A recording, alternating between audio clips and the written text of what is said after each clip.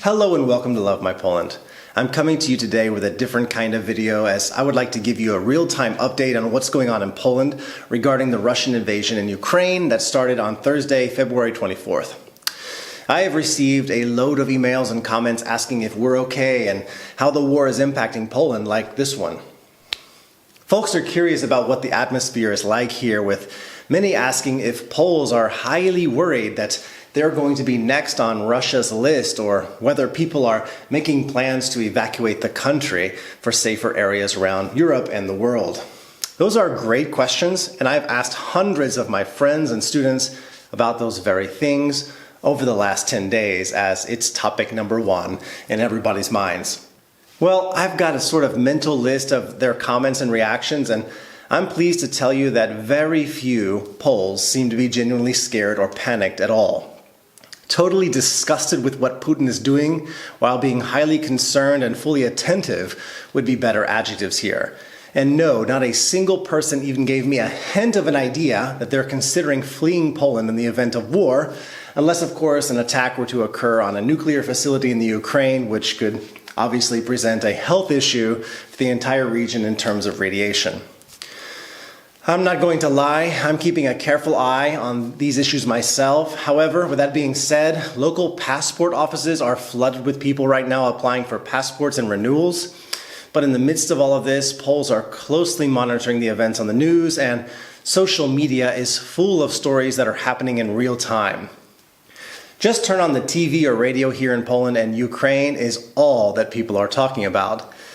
It's truly impossible to not know what's going on, and for people living in my city of Częstochowa, it's enough to just look up into the sky and see NATO fighter jets doing maneuvers. And most recently, we witnessed an American refueling jet practicing their refueling thing, whatever they do.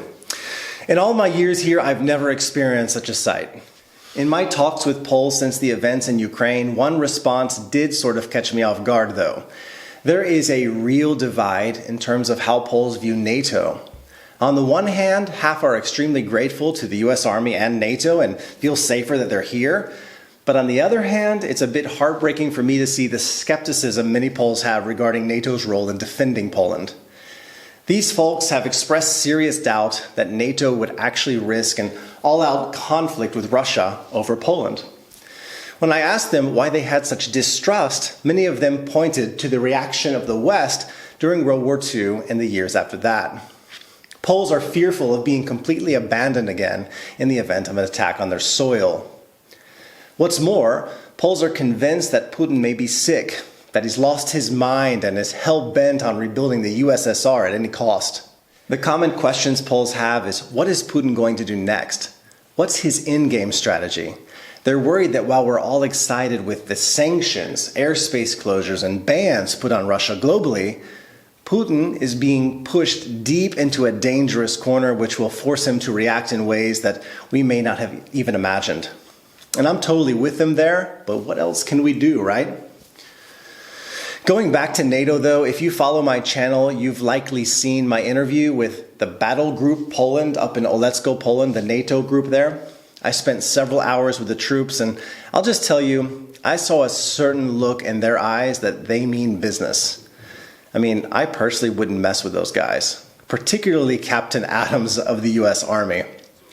These are not folks, in my opinion, who are going to turn their backs on Poland or Europe during an attack. And if it's any consolation, I'm fully convinced they'd stay and fight for us.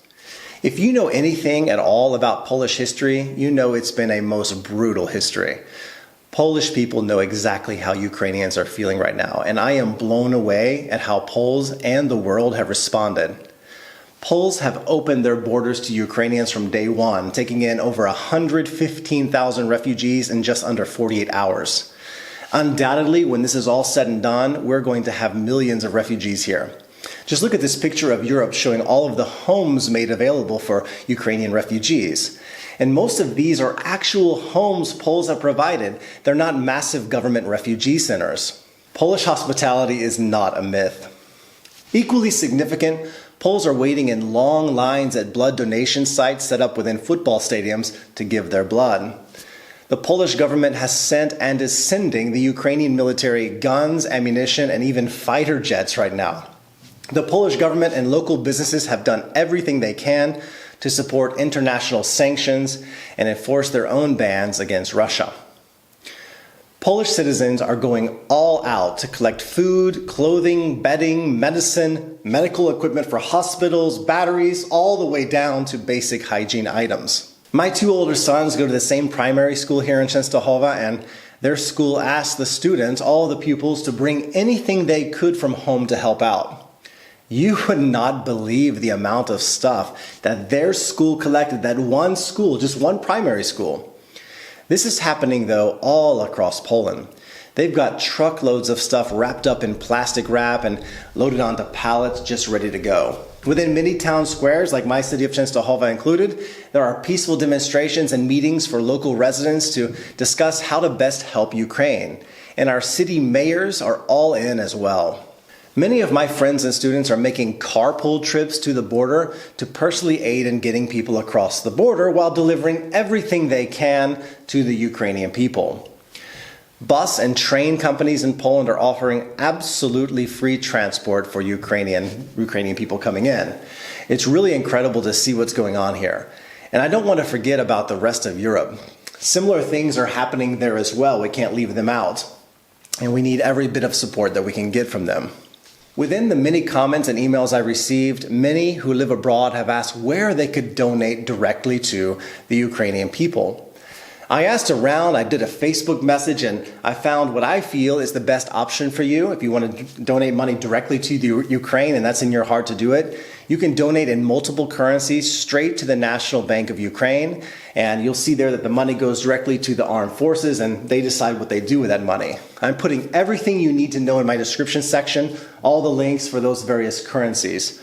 People have also asked me, Russell, are you collecting any money for things? You know, this video is absolutely not about me collecting money for anything, but I do have something just, through Love My Poland, we're taking some donations to help refugees arriving in our city of Częstochowa, the local community. So I'm putting PayPal links in the description as well for that.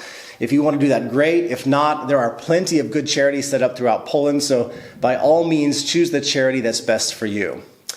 Well, that's that for now. For those of you who pray, please do keep both Poland and Ukraine in your prayers. Things in our world are changing so rapidly with very little warning of what's to come next.